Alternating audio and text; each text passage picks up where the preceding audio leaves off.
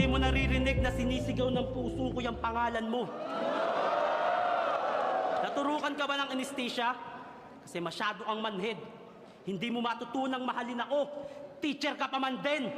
Inaral ko lahat ng subject, halos utak ko'y wasak, naging abo. Ginawa ko ang lahat para pumasa, pero pagdating sa'yo, bagsak pa rin ako!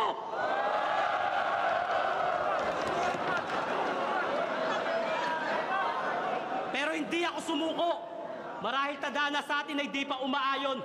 Sa gitna ng ulan ay hindi pa ikaw ang makakasama ko sa payong. Pero di niyo ako masisisi kung bakit nagustuhan ko siya kasi ang bait-bait niya. Mahal na